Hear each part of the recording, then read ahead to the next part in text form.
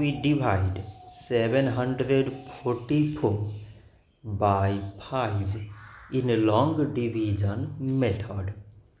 5 times 1 is 5. On subtracting, we get 2. So again we put down this 4 and it is 24.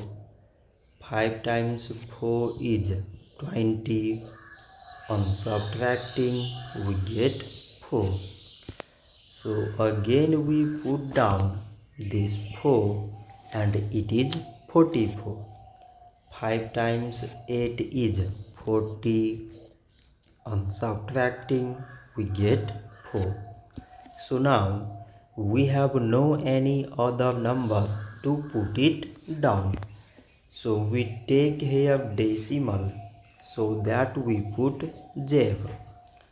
So it is 40 and 5 times 8 is 40. On subtracting, we get 0. So 744 divided by 5 is 148.8. So this much for today and thanks for watching.